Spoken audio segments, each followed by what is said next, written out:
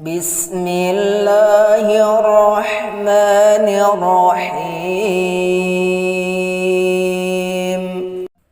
طلب العلم فريضة على كل مسلم من سلك طريقا يلتمس فيه علما سهل الله له به طريقا إلى الجنة.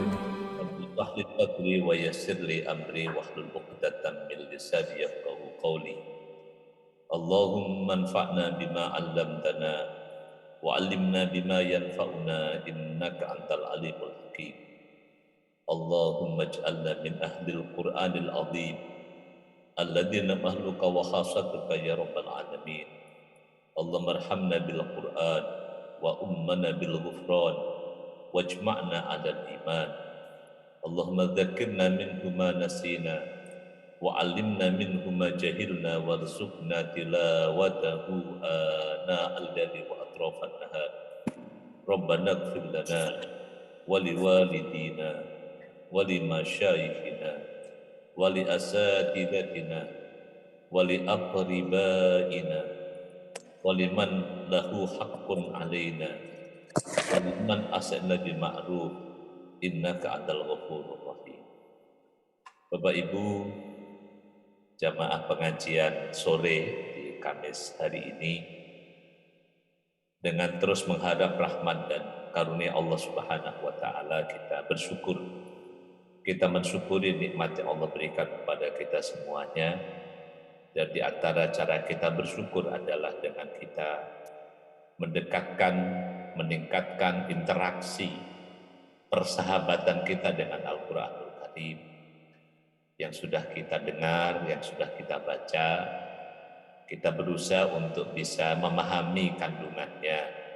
Semoga dengan semangat ini kita bisa mendapatkan nilai-nilai, mendapatkan motivasi, mendapatkan semangat, mendapatkan pelajaran, mendapatkan pengalaman yang insya Allah dengan nilai-nilai Al-Quran yang kita pelajari itu semoga semakin meningkatkan kualitas hidup kita, kualitas amal kita, kualitas umur kita, sehingga menjadi umur yang berkah, umur yang bernilai kebaikan di sisi Allah Subhanahu wa taala.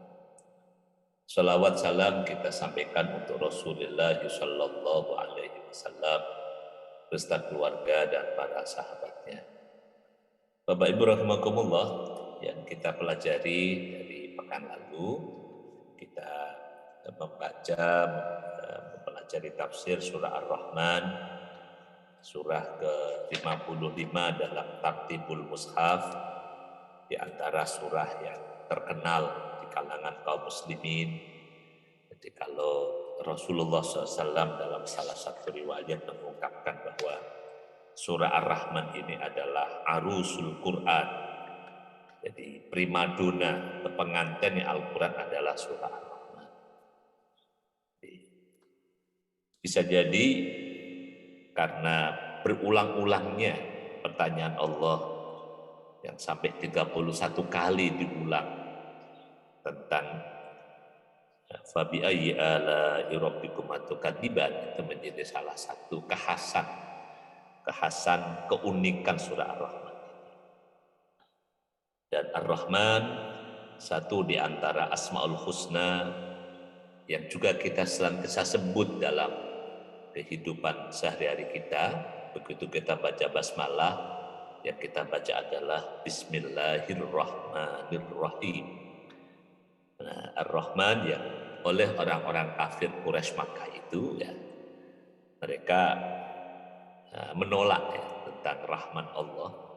Dan pada ayat ini diungkapkan tentang kasih sayang Allah kepada umat manusia yang kita sudah baca sampai ayat ke-9 ya, di pekan lalu. Jadi bentuk kasih sayang Allah kepada kita review. Yang pertama adalah Allah turunkan kepada kita, Allah ajarkan kepada kita Al-Quran. Yang kedua, Allah jadikan kita sebagai manusia. Karena sangat mungkin bagi Allah Subhanahu wa taala menciptakan kita bukan manusia. Dan seandainya kalau kita bukan manusia di alam semesta ini, apalah jadinya kita. Yang ketiga, nikmat yang diingatkan kepada kita adalah manusia yang Allah berikan allamahul bayan, diajari kemampuan untuk berbicara, berkomunikasi, menjelaskan apa maksudnya kepada orang lain dan seterusnya. Dan setelah nikmat yang ada pada setiap orang ini, Allah tunjukkan ayat-ayat kauniyah, ayat-ayat besar yang ada di alam semesta. Ada mulai matahari dan bulan, ada tanaman, ada langit. Nah, ini sebagaimana Allah telah ciptakan langit dengan ketinggian yang demikian, dan Allah juga tetapkan tentang keseimbangan Allah tadbafil wa wadu'al mizan Allah tadbafil mizan. Nah, ayat ke-10 yang akan kita pelajari pada sore hari ini juga bagian dari nikmat Allah, kebesaran Allah yang kita rasakan, yang kita nikmati dalam setiap waktu selama hidup kita. Saya akan bacakan ayat ke-10 sampai ayat ke-25 surah Ar-Rahman. Silakan kalau yang buka mushaf. A'udzu billahi minasy syaithanir rajim. Bismillahirrahmanirrahim. Wal arda wada'aha lil anami fiha fakihatun wan nahlu dhatul aqmam والحب ذو العصف والريحان فبأي آلاء ربكما تكذبان خلق الإنسان من صلصال كالفخار وخلق الجان من مارج من النار فبأي آلاء ربكما تكذبان رب المشرقين ورب المغربين فبأي آلاء ربكما تكذبان مرج البحرين يلتقيان بينهما برزخ لا يبغيان فبأي آلاء ربكما تكذبان يخرج منهما اللؤلؤ والمرجان فبأي آلاء ربكما تكذبان وله الجوار المنشآت في البحر كالأعلام فبأي آلاء ربكما تكذبان. Subhanallah azim. Ini batas yang ada kalau di Quran Indonesia di batas ainnya di situ ya. Kalau di ini potongan tafsir Ibnu Katsir juga sampai di situ. Ayat ke-10 ini kelanjutan dari ayat sebelumnya. Kalau ayat ke-7 tentang langit, maka di ayat Allah yang juga kita saksikan dan kita rasakan adalah bumi. Wal arda, dan Ar-Rahman telah menjadikan bumi. Wal ardo, dan bumi, wada'aha, telah meletakkannya. Jadi Ar-Rahman meletakkan bumi, menjadikan bumi lil anami, bagi manusia, bagi makhluknya. Nah, bumi yang Allah siapkan tempat bagi manusia ini juga di sana fiha fakihatu wan nahlu datul akmam wal habbudul asfi wal raihan. Bapak Ibu rahimakumullah, jadi ayat yang mirip dengan ini juga dalam surah Yasin dulu. Jadi Allah yang menciptakan, tapi kemudian manusia yang mengklaim menjadi pemiliknya. Misalnya dalam di surah Yasin menjelang ayat akhir ya, pada firman Allah di menjelang akhir ya, pada ayat awalam yarau ayat ke-71, awalam yarau anna khalaqna lahum mimma amilat aydina an'aman fahum laha malikun. Jadi apakah mereka tidak menyaksikan kami yang menciptakan ternak, tapi manusia yang mengklaim menjadi pemiliknya. Oke, sekarang kembali ke surah Ar-Rahman. Bumi ini milik Allah. Allah menyediakan bumi bagi manusia. Tapi manusia kemudian mengklaim menjadi pemiliknya. Makanya manusia memiliki tanah, punya bumi, punya sepetak tanah dan sehektar tanah, sepengkik tanah dan seterusnya itu sesungguhnya adalah kepemilikan semu. Pemilik hakikinya jadi ya, alam semesta termasuk bumi ya Allah Subhanahu wa taala. Makanya dalam tata kepemilikan ini perlu juga jadi kembali kepada aturan Allah Subhanahu wa taala. Jadi kan karena jadi yang memiliki bumi ini, yang mengklaim punya tanah sekian dan sekian, yaitu apakah klaim kepemilikannya itu sesuai dengan aturan Allah Subhanahu wa taala. Ini kalau sampai ada orang nggak kebagian tempat di muka bumi ini kan berarti ada yang dolim.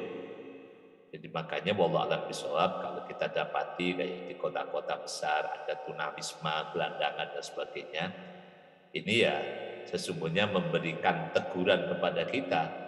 Kalau sampai ada orang yang sampai tidak memiliki tempat tinggal di muka bumi, artinya ada pihak lain, ada pihak-pihak tertentu yang ya serakah, yang dolim, yang mengambil haknya. Hanya ya perlu ada yang ngatur. Baik yang ngatur kalau terdekat adalah walinya, sampai nanti dari wali keluarga sampai wali kota, sampai wali negara harus ada yang ngatur. Jadi prinsipnya bahwa bumi ini Allah ciptakan, Allah letakkan, Allah buat bagi manusia. Nah sekarang ya kalau di dalam surah Al-Baqarah, tugas manusia di muka bumi adalah fil ardi khalifah. Wa id qala rabbuka lil malaikati inni ja'ilun fil ardi khalifah. Jadi khalifah. Jadi pemimpin, jadi pengelola. Jadi kalau kepada Allah ya kita ini hanya memiliki hak guna, bukan hak milik. Karena ini semuanya dari Allah Subhanahu wa taala. Nah, rahmat Allah tentang bumi bagi manusia ini. Nah, ini yang perlu kita perhatikan. Fiha fakihah. Di bumi itu Allah sediakan buah-buahan. Jadi Allah sediakan buah-buahan di bumi yang menjadi tempat tinggal manusia. Jadi makanya wallahu a'lam bishawab, jadi saya itu suka kalau lewat di komplek-komplek di jalan itu alangkah indahnya kalau tanaman-tanaman yang menjadi hiasan itu tanaman-tanaman buah. Terkadang suka gelitik aja, suka iseng gitu. Ini nama jalan, nama buah tapi nggak ada buahnya. Di jalan anggur, jalan mangga, jalan apel. Kalau seandainya setiap nama jalan itu pakai, alangkah indahnya Indonesia ini. Di Indonesia ini banyak yang tempat-tempat nama buah. Saya dulu pernah bertempat tinggal di kebun manggis. Mana cari manggisnya gitu ya. Dari kebun jeruk, mana jeruknya. Jadi kalau kebun doang gitu kan, pondok kelapa harusnya banyak kelapanya. Kalau seandainya wallahu alam ya. Jadi Allah terangkan bahwa untuk manusia bisa tinggal nyaman di muka bumi itu yang Allah sediakan adalah fakihah. Pertama yang disebutkan buah-buahan. Ini salah satu kemakmuran yang Allah sebutkan di dalam surah Saba. Surah Saba itu tentang kemakmuran. Itu kalau dulu zaman kecil itu sering membaca ayat yang sering dibaca oleh para pejabat. Baldatun thayyibatun wa rabbun ghafur. Nah itu Itu dulu ayat paling populer. Baldatun thayyibatun wa rabbun ghafur.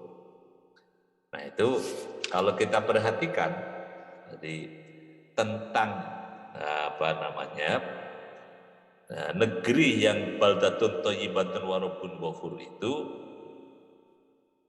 subhanallah, itu digambarkan di ayat ke Saba ayat ke-15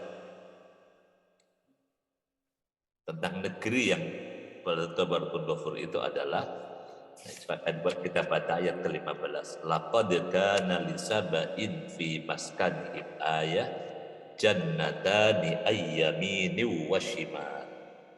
Kulu mir rizqi rabbikum washkurulah baldatun thayyibatun wa rabbun ghafur. Ini kalau generasi Pak Joni, generasi yang kita pernah hidup di Orde Baru itu. Ini kan ayat paling populer. Nah, itu kan sampai apalagi yang ikut musabaqah tilawatul Quran, lagunya ada itu kan, baldatun thayyibatun wa rabbun ghafur.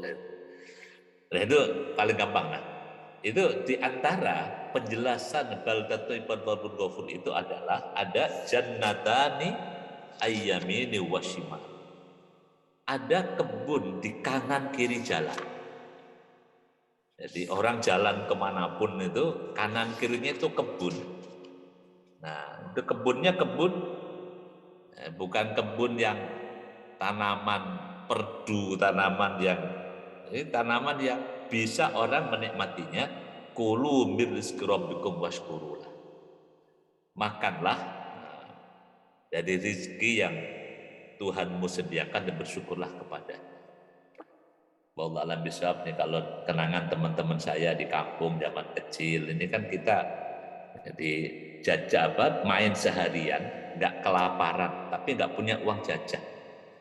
Karena ya di kebun-kebun itu banyak tersedia makanan gratis ya. Ya Allah, ini mohon maaf ke tetangga-tetangga yang dulu mungkin jambunya diambil, tapi pada zaman itu boleh-boleh saja ya. Ambil jambu tetangga, ngambil itu ya kanan kiri di sepanjang jalan itu tersedia buah-buah yang nyaman lah. Ini zaman generasi saya ya, ini teman-teman kecil main di kampung. Jadi seharian main nggak pakai uang jajan, tapi nggak kelaparan karena tersedia. Jadi ada buah-buahan sesuai dengan musimnya. Ada musim jambu, ada musim mangga, ada musim kerai, musim jagung. Jadi yang Allah ingatkan bahwa kelayakan hidup manusia di muka bumi itu yang pertama adalah tersedianya fakihah, buah-buahan. Dan secara medis katanya itu bahwa buah itu adalah makanan yang paling mudah dicerna. Beda dengan daging. Makanya kalau di dalam urutan makan itu ya, Kalim Al-Ghazali di Ihya itu menyebutkan makan itu yang duluan buah dulu. Buah dulu baru nanti yang daging-dagingnya. Karena secara ya, perut mengurai itu buah lebih cepat dibandingkan dengan mengurai daging. Oke, fakihatim ya, di surah Al-Waqiah ya. Wa fakihatim mimma mimma yatakhayyar wa lahmi mimma yashtarun. Yang di surah Al-Waqiah didahulukannya fakihah baru lahm.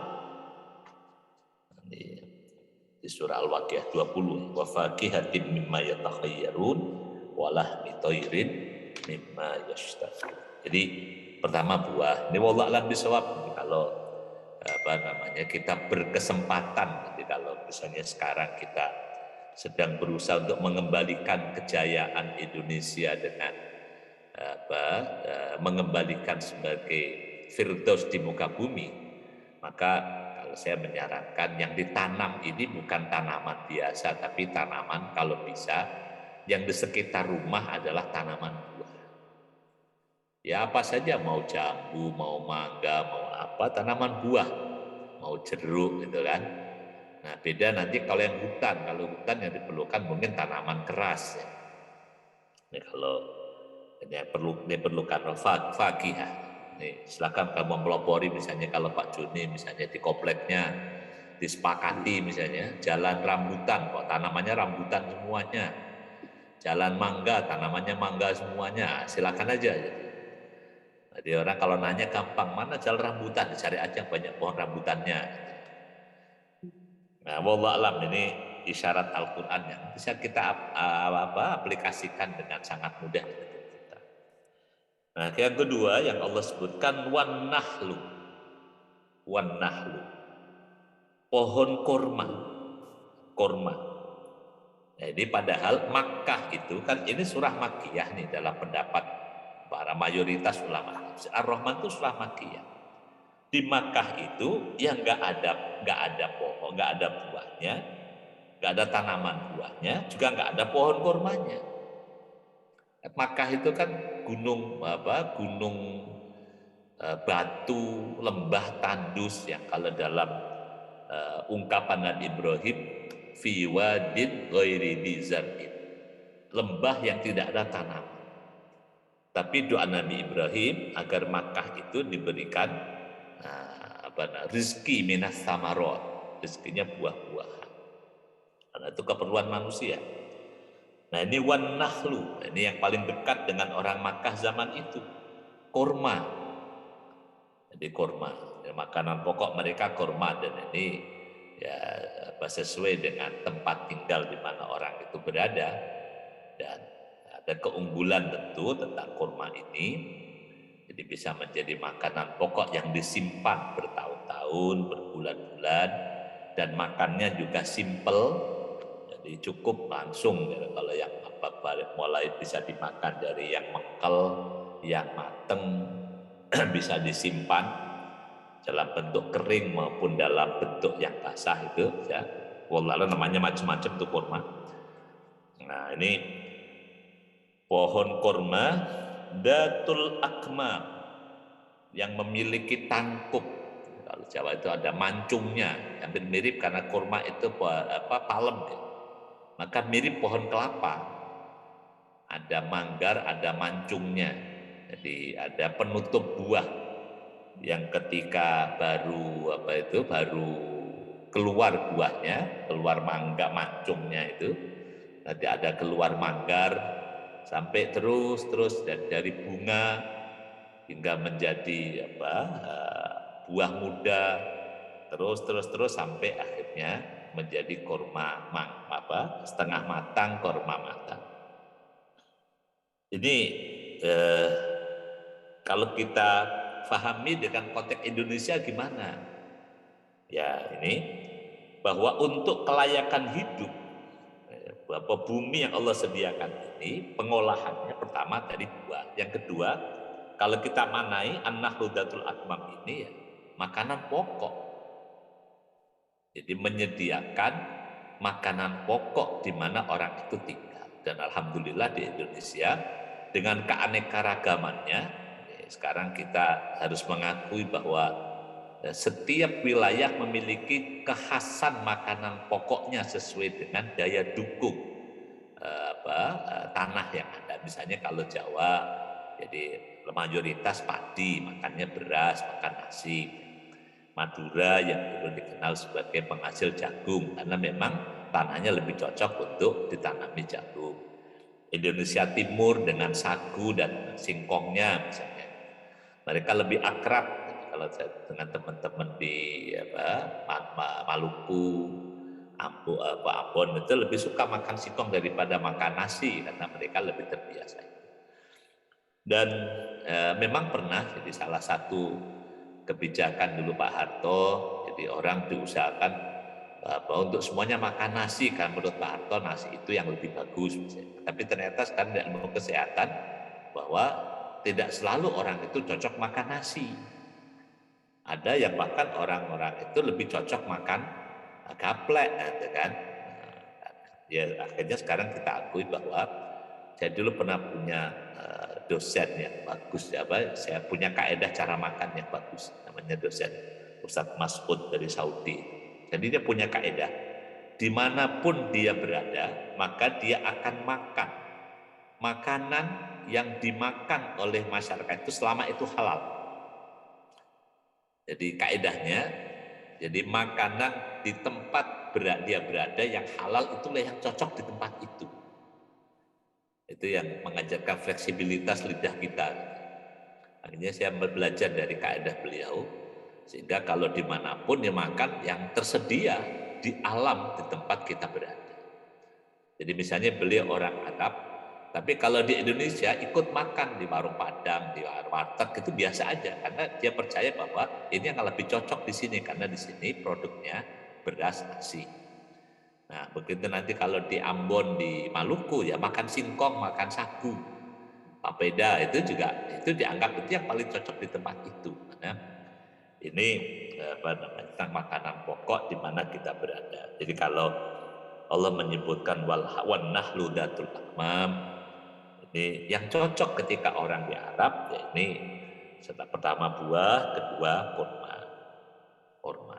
Wallahu a'lam bishawab. Nah, kalau dimakan di Indonesia gak semuanya cocok makan kurma, meskipun sampai udah dianjur-anjurin makan kurma, kalau berbukalah dengan kurma, diganti kita berbukalah dengan yang manis, ada iklannya. Nah, kalau yang lain nggak mantep, kalau buka nggak pakai gorengan, itu nggak ada dalilnya. Tapi itulah. Jadi kalau kita pahami ayat seperti ini dengan pemahaman wallahu alam, kalau kita pahami dengan tempat kondisi zaman ayat itu turun, insya Allah dia akan lebih fleksibel. Jadi ini kelengkapan tinggal di muka bumi. Jadi pertama buah, kedua makanan pokok warnah ludatul akmam. Lalu ada ayat ke-12. Wal habbu dul asfi war raihan. Wal habbu dan biji-bijian. Biji-bijian dul asfi yang memiliki tangkai. Jadi biji-biji yang pakai tangkai seperti gandum, biji ada tangkainya. Jadi ya kalau di terus fikuli sumbulah, biji-bijian habbu. Kalau di bahasa Arabnya habbu, di bahasa Jawa jadi gabah. Ya, mirip-mirip aja, jadi habbu jadi gabah. Jadi ini juga, jadi ada kurma, ada biji-bijian yang kalau di Arab gandum. Nah, kita juga yang dimaknai dul asfi, ada yang maknai tangkai, ada yang memaknai kulit. Warraihan dan biji-bijian memiliki aroma. Jadi yang ada aromanya. Ya, misalnya tanaman yang beraroma, ada aroma melati, ada aroma mawar, ada jadi aroma lada, macam-macam ya. Ini yang Allah sediakan di muka bumi kita. Jadi kalau misalnya kita merancang atau membuat plan tentang lingkungan, ya kalau misalnya dalam skala, misalnya skala daerah atau bahkan skala negara, ya kalau ayat ini menjadi salah satu rujukan kan menarik, bahwa kita misalnya mengembangkan potensi daerah di mana kita berada berangkat dari inspirasi Al-Quran. Jadi, itu kan akan memiliki nilai ibadah, nilai spiritual yang lebih kuat dibandingkan misalnya hanya dengan pengalaman-pengalaman empiris yang lain. Jadi, tersedia insya Allah dalam Al-Quran apa yang kita perlukan. Jadi ini Bapak Ibu jamaah yang berbahagia. Nah, ayat ke-13 Allah ingatkan kepada kita setelah disebutkan begitu banyak nikmat dari allamal Qur'ana khalaqal insana allamahul bayan, sampai Allah berikan kepada kita wal habbudul asfi war raihan. Jadi seluruh nikmat yang disebutkan itu kita ditanya fabi ayyi ala'i rabbikuma tukadziban. Fabi ayyi ala'i rabbikuma, maka dengan manakah pemberian Tuhanmu, nikmat Tuhanmu, tukadzibani, yang kalian berdua dustakan. Jadi Khitabnya ini kepada jin dan manusia.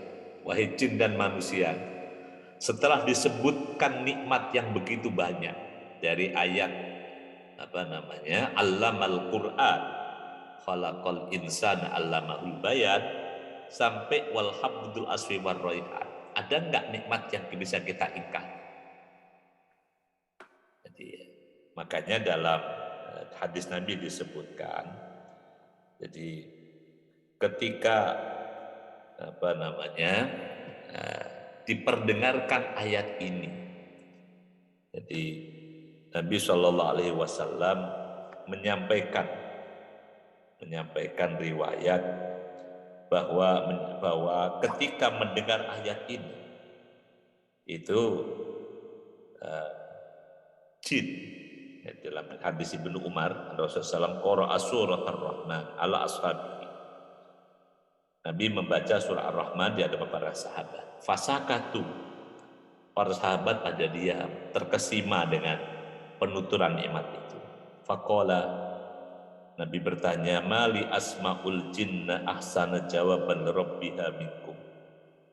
Kenapa saya kok mendengar jin itu menjawab pertanyaan Tuhannya lebih bagus daripada jawaban kalian?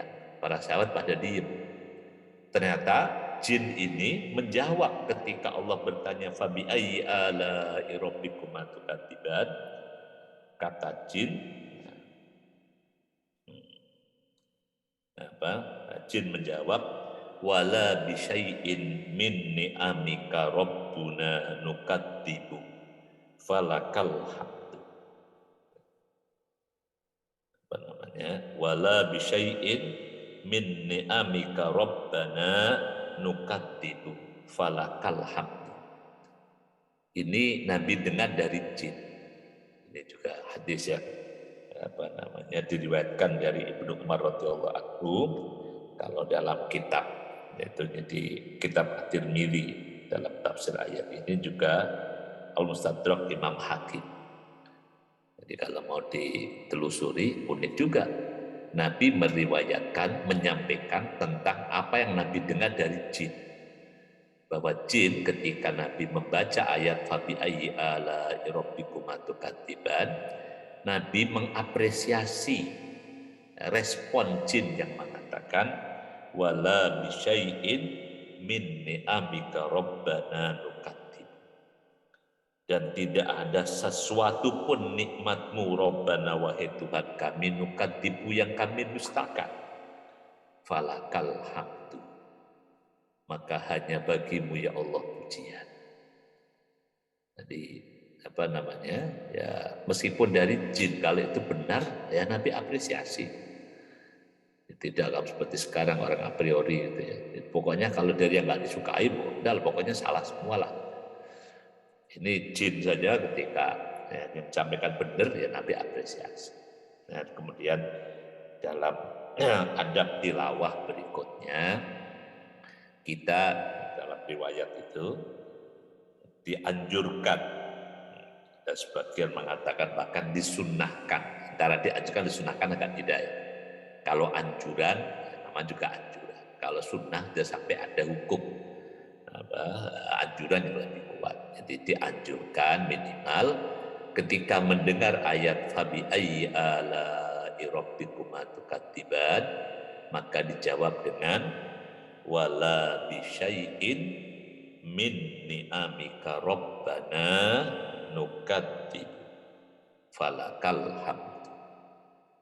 Jadi kalau ditulis di cat ya. Jadi silakan kalau menulis wala bi syai'in min ni'amika rabbana nukadzibu falakal hamdu. Oh, ditulis di cat. Coba tulis Arab. Saya akan tuliskan wala, kelamaan nulisnya. Ya udah ditulis masing-masing aja deh. Wala bi syai'in min ni'amika rabbana falakal hamdu. Wala bi syai'in min ni'amika rabbana nukadzibu falakal hamdu. Oke, ini tentang nikmat penciptaan bumi bagi manusia dengan seluruh kelengkapannya. Jadi wallahualam bisawab. Jadi kalau seandainya mau orang membuat desain lingkungan minimalis bagi setiap orang itu, tempat tinggal yang misalnya tersedia itu kan, jadi ada buah-buahan, ada makanan pokok. Nah, itu yang kalau pernah pengalaman para transmigran insya Allah tahu dapat itu. Jadi dapat tanah yang bisa ditanami buah dan makanan pokok. Oke, nah berikutnya di awal ayat salah satu nikmat yang Allah ingatkan kepada kita adalah khalaqal insan. Maka di ayat ke-14 diulang kembali. Jadi tentang penciptaan manusia. Nah, di ayat 14 ini Allah mengingatkan tentang penciptaan manusia pertama.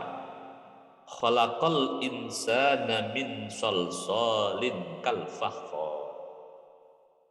Khalaqal insan, Allah yang Maha Rahman telah menciptakan manusia min salsalin, dari tanah lempung kering, kal fakhar, saking kering itu seperti gerabah, seperti tembikar, tanah yang sudah terbakar.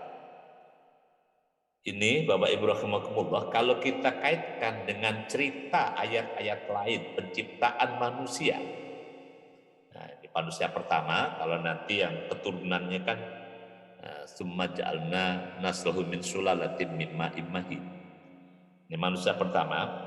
Ini bisa kita dapatkan, jadi meskipun menurut keyakinan kita Allah bisa menciptakan manusia dengan kun fayakun, tapi penciptaan manusia pertama pun ada proses. Oke kan, ada proses. Nah, proses pertama bisa dilihat dalam surah Al-Hijr ayat ke-28. Jadi cerita tentang penciptaan manusia pertama, Al-Hijr surah ke-15 ayat ke-28. Ada cerita, wa idh qala rabbuka lil malaikati inni khaliqum basyaram min salsalim min hama'im masnun. Jadi awalnya ini manusia min hama'im masnun, dari tanah liat yang masih, hama itu masih tanah liat yang masih bisa masih lembek, min hama'im masnun. Oke kan itu proses di antara ceritanya. Ayat ke-28 surah Al-Hijr. Lalu ada proses berikutnya, jadi min tinil lazib dalam surah As-Saffat. Surah As-Saffat itu setelah surah Yasin patokannya. Di surah As-Saffat surat ke-37 ayat ke-11.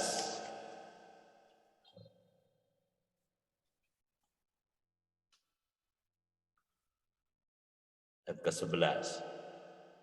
Bahwa manusia itu diciptakan inna khalaqnahum min tinil lazib. Min tinil lazib. Allah ciptakan dari manusia itu dari tanah yang nempel. Jadi prosesnya kan, itu kan, jadi tanah yang lengket nempel, jadi lembek sampai dan nempel. Nah kemudian mulai mengering. Nah mulai jadi turab, jadi tanah kering itu ada dalam surah Ali Imran ayat 59, proses berikutnya. Surah Al-Imran, kamasali Adam khalaqahu min turabin tsumma qala lahu kun fayakun. Namanya bahwa manusia pertama pun itu menggunakan, ada proses penciptaannya tidak langsung, gitu kan? Jadi diceritakan dari proses tanahnya pun itu ada, mulai dari tanah yang hama'im masnun, lalu min tinil lazib, ada min turabin, turobin. Jadi turobnya sedang dimaknai sebagai tanah yang sudah kering, ya, debu. Seringkali kalau di bahasa kita jadi debu.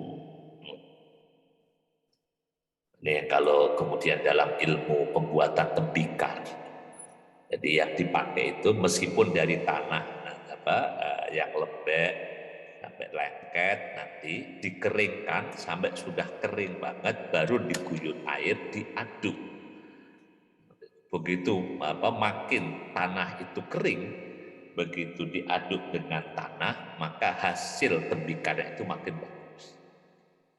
Wallah alam ya, kalau yang pernah ikut bikin batu bata minimal, bikin genteng. Kalau batu bata kan itu tanahnya dikeringkan dulu sampai sudah kering.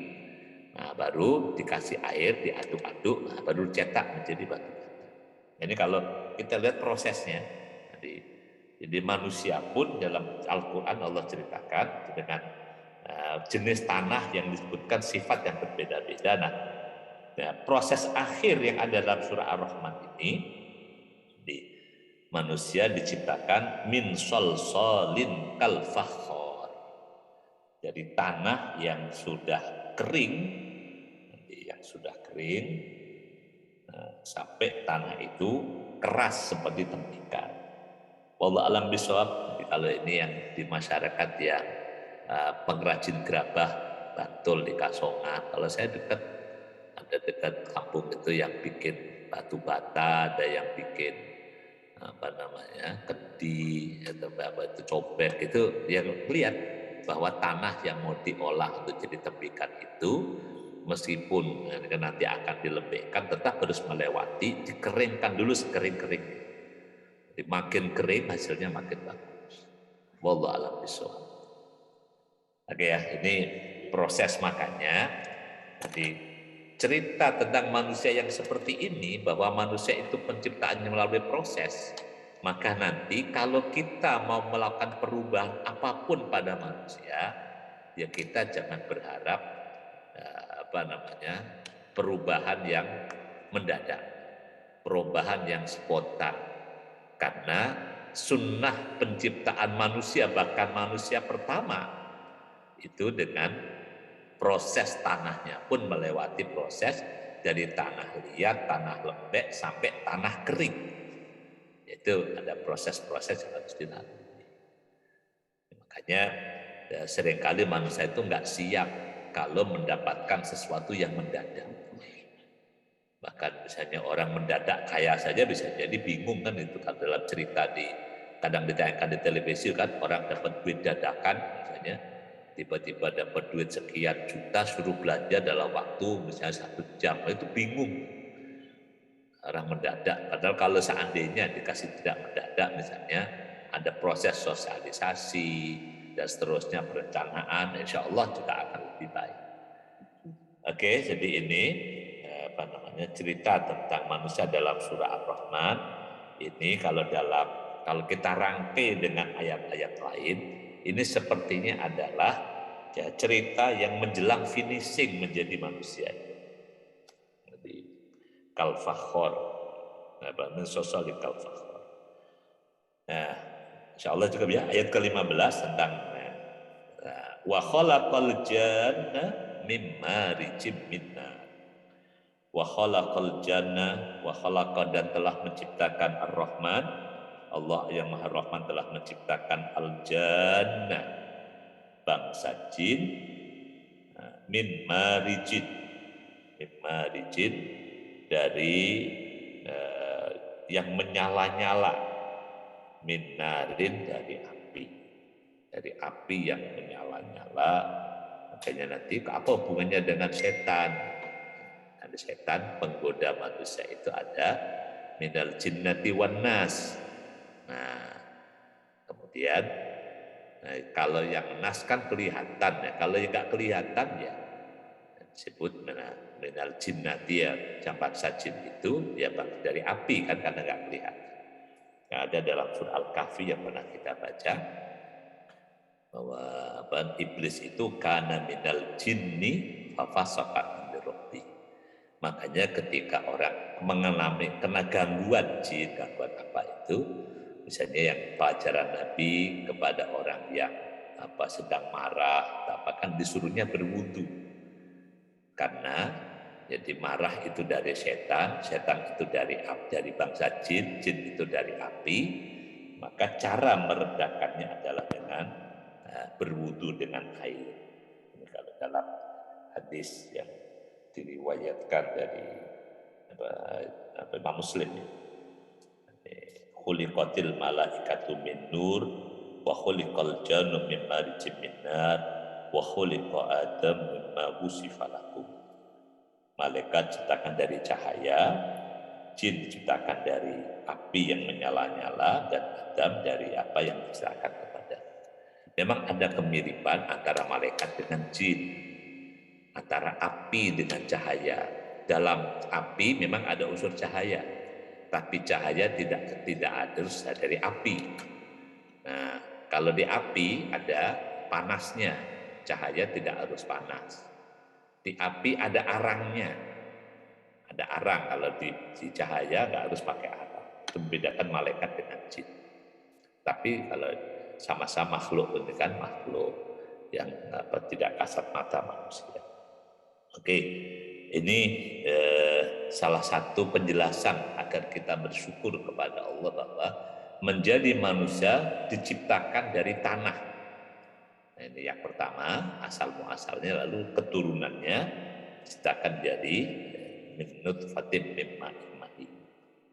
Maka ditutup dengan pertanyaan sekali lagi, fabi ayyi ala'i rabbikuma tukadziban. Ini pertanyaan yang kedua ya, jadi pengulangan yang kedua dari fabi ayyi ala'i rabbikuma tukadziban. Maka nikmat Tuhanmu yang mana lagi yang kalian dustakan?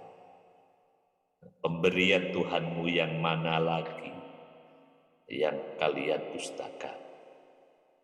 Ini kitabnya, pesannya ditujukan kepada jin dan manusia. Ini ayat ke-16. Nah, kita lanjut ayat ke-17. Ini tentang ayat di alam semesta yang kita saksikan. Rabbul masyriqaini wa rabbul maghribain. Rabbul masyriqaini. Dialah Allah Subhanahu wa taala yang Maha Rahman. Rabbul masyriqaini, penguasa, pemilik, pengatur dua terbitnya matahari, al-masyriqaini. Ini kalau di dalam pemahaman secara umum, masyriqaini ini bahwa waktu yang dikenal di manusia secara umum adalah waktu musim hujan sama musim kemarau kalau di kita. Jadi al-masyriqaini itu terbit matahari di musim kemarau dan terbit matahari di musim hujan. Kalau di rihlat tasyita'i wassaif, musim panas, musim dingin. Nah, itu kan kalau kita perhatikan, meskipun sama-sama di arah timur al-masyriq, tapi ada masyriq yang kalau di kita dari Katulistiwa itu berasa. Kalau musim kemarau terbitnya di timur laut, agak utara kan. Nah, kalau yang rumahnya menghadap ke timur itu berasa miringnya ketahuan. Nah, kalau musim hujan itu masyriknya itu di arah selatan. Nah, itu di arah selatan. Ini pemaknaan tentang al-masyriqaini. Jadi dua tempat terbitnya matahari, wa rabbul maghribaini, dan juga Ar-Rahman adalah pengatur, pemilik dua tempat terbenamnya matahari. Nah, ayat ini nyambung dengan kalau di ayat awalnya, di ayat ke-5, asy-syamsu wal qamaru bi husban. Matahari dan bulan itu memiliki orbit. Jadi sudah dengan perhitungan yang ketat, sudah dalam perhitungan Allah, perencanaan Allah yang sangat detail. Nah, termasuk ini yang kemudian kita pahami. Ini kalau di masyarakat agraris itu biasanya jadi menghitung tempat terbitnya matahari itu sebagai batas musim. Jadi apakah ini waktunya musim tanam atau tidak itu. Jadi tidak selalu menggunakan patokannya hujan. Nah, ini kan kadang-kadang suka terkecoh. Nanti orang merasa sudah hujan, padahal ini masih hujan kemarau. Wallah alam ini kalau setahu saya dulu zaman punya bapak yang petani itu suka lihat itu. Jadi nggak mudah terpengaruh. Jadi meskipun kelihatannya hujan, tapi kalau masih kemarau ya nggak mau nabur benih. Nunggu sampai nanti memang itu musim tanam. Nah, dari mana taunya? Di antara isyaratnya adalah menggunakan terbitnya matahari. Di antaranya. Itu kan bisa ada posisinya bisa dilihat. Kalau orang yang menggunakan astronomi juga akan lebih detail derajat-derajat. Tapi kalau orang kampung ya cuma melihat arahnya. Jadi menggunakan patokan depan rumah itu ini sudah sebelah mana, selatan atau utara. Jadi termasuk ini kan juga jadi patokan warabul maghribaini. Maghribaini, dua tempat terbenamnya matahari. Nah, ini bagi yang petani itu menjadi waktu yang penting untuk menandai kapan musim tanam. Dia bahkan kalau di kampung itu ada misalnya tonggeret, itu juga menjadi salah satu tanda itu bahwa udah mau musim kemarau misalnya gitu kan. Garempung kalau udah musim kemarau, ada garempung udah kemarau. Jadi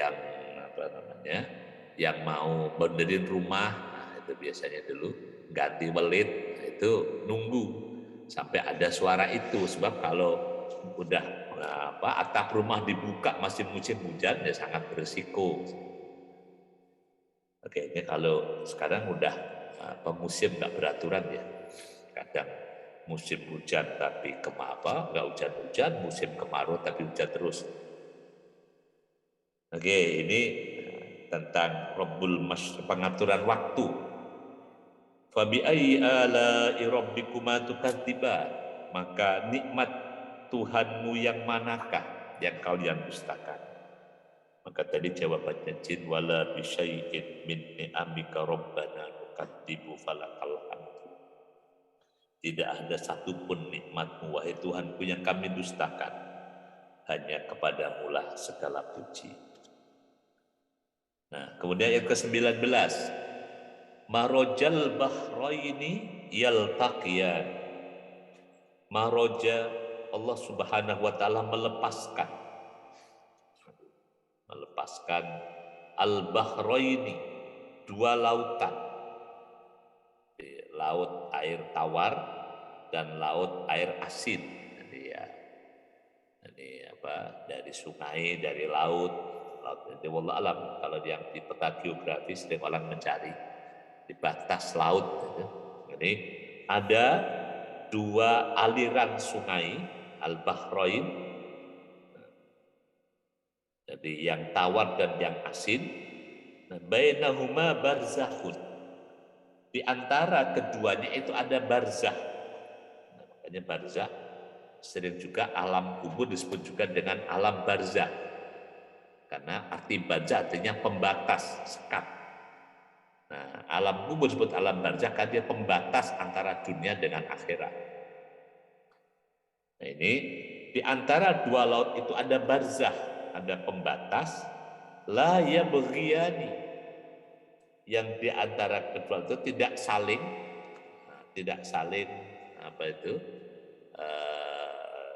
mengalahkan. Jadi tidak saling mengalahkan. Jadi tidak bisa melewati batas. Ini yang pernah kita baca dalam cerita dulu di surah Al-Kahfi, ya. Kisah Nabi Musa ketika berjalan bersama dengan murid yang mendampinginya. Batasnya adalah ketemu di pertemuan dua laut. Allah alam, cerita-cerita seperti itu. Tapi kalau di fenomena umum kita sering dapati antara air tawar, air laut yang tidak saling tidak saling mengalahkan itu. Kalau yang saya pernah lihat di Ambon, di Maluku itu, jadi antara laut dengan daratan itu ya nyaris gak ada batasnya, tapi airnya berbeda. Yang air lautnya asin, yang di daratnya itu padahal ombak laut itu seringkali bisa masuk ke situ, tapi airnya tertawar. Allah alam, kalau yang ada di Maluku yang ada tempat itu ya belut gitu ya, itu kan pinggir laut banget gitu. Wallahu alam bisawab. Kalau yang di Jepara dulu pernah melihat ada pabrik es batu itu tempatnya di pinggir laut, sumurnya itu bahkan di laut, tapi airnya tawar. Jadi pabrik es batu di pinggir laut. Wallahu alam bisawab. Jadi ini Allah yang ngasih batas ya. Jadi air laut gak sampai masuk ke zona air tawar. Jadi yang juga mungkin kalau secara cara menjelaskan gimana, kayak misalnya kayak di Pulau Seribu itu kan dekat-dekat aja dengan kita. Ada di antara Pulau Seribu itu airnya tawar, padahal tengah laut, pulaunya nggak begitu gede-gede amat. Gimana cara menjelaskannya? Sekelilingnya semuanya air asin, tapi di pulau itu sumurnya tawar. Jadi Allah yang ngasih barzah, bainahuma barzakhun. Allah kasih batas. Tapi kalau yang keturunan ini jangan nanyain, keturunan kan jauh dari laut, kok airnya asin. Nah, ini kalau silahkan nanti dibuktikan bahwa ternyata kampung saya di Tedunan itu ya aslinya memang laut. Jadi selat yang memisahkan antara Pulau Jawa dengan Pulau Muria yang jadi wilayah Demak, kemudian sampai ke Juwana, tadinya itu terpisah. Makanya kalau Masjid Demak itu tadinya memang tepi pantai. Allah alam bisa dilihat di Google sekarang ngasih tahu bahwa tadinya terpisah. Nah kan memang aslinya laut ya, banyak sampai digali ya tetap saja itu temunya air asin melulu kalau di kampung, nggak ketemu air tawar, memang laut. Oke ya, bainahuma barzakhul la yabghiyan. Fa bi ayyi ala'i rabbikuma tukadziban. Maka nikmat Tuhanmu yang manakah wahai jin dan manusia yang kalian dustakan. Lalu tentang laut, ini kekayaan Indonesia yang luar biasa kalau dioptimalkan. Yakhruju minhumal lu'lu'u wal marjan. Yakhruju keluar, memproduksi minhuma dari laut tawar maupun laut asin itu al-lu'lu' wal marjan. Jadi bisa memproduksi dari baik air tawar atau laut itu ada mutiara maupun marjan. Itu ada yang menyebutkan mutiara yang jenisnya ada yang menyebutkan jenis mutiara tawar, mutiara asin, wallahu alam. Tapi ini bahasa Quran, lu'lu' wal marjan. Jadi ini bisa diproduksi baik dari air tawar maupun dari air asin. Dan luar biasa kan di Indonesia di antaranya ada sentra produksi lu'lu' wal marjan, sentra produksi mutiara, kerang mutiara. Nah itu kalau ini dibudidayakan luar biasa. Indonesia memang nggak pantas ya, negara miskin itu nggak pantas. Jadi tanahnya yang begitu subur, nanam apapun numbuh gitu ya. Nah, lautnya, kerangnya itu sampai juga menghasilkan mutiara, menghasilkan marjan.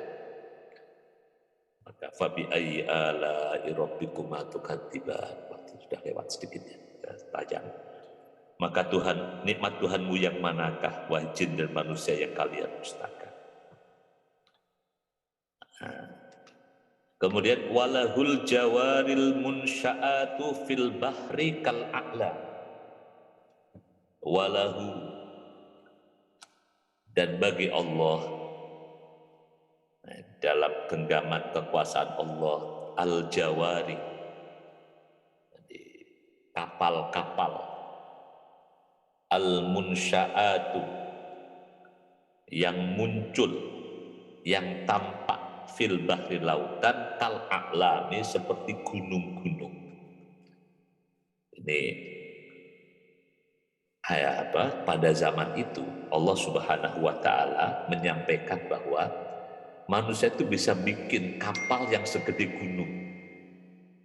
Nah, cerita kapal besar itu kan ya ada di Al-Qur'an, baru cerita kapalnya Nabi Nuh. Nah, segede apanya wallahu alam bisawab. Itu kan. Nah, ini tantangan bagi teknologi bahwa sangat mungkin bahwa orang membuat kapal itu segede gunung yang tampaknya itu kal a'lam, yang wallahu alam bisawab. Kalau kita lihat misalnya di teknologi hari ini, misalnya kapal-kapal ada yang panjangnya sampai 500 meter. Itu kalau kita suruh lari aja itu mengelilingi kapal sudah ngos-ngosan lari kapal 500 meter. Ada yang pernah saya naik di kapal kapal tanker itu 200 meter saja, itu kata yang tukang ngecat itu capek, baru ngecat depan sampai belakang. Nah, itu baru sampai belakang, ke depan udah karatan lagi gitu.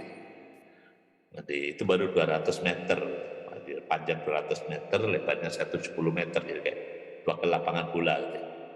Wallah. Jadi ini kapal, jadi kita ditantang oleh Allah bahwa mungkin orang bikin kapal di laut itu sampai segede gunung, sebesar gunung kalau alam, sehingga dengan kapal yang sebesar itu akan bisa mengarungi sebesar apapun gelombang di laut kan. Jadi gelombang besar bisa dihadapi kalau kapalnya segede gunung. Tapi kalau kapal nelayan kita kecil-kecil begitu ya, karena gelombang kecil juga sudah mudah kalah. Wallahu a'lam bishawab. Ini fa bi ayyi ala'i rabbikuma tukadziban. Ini nikmat yang Allah pertunjukkan kepada kita semuanya.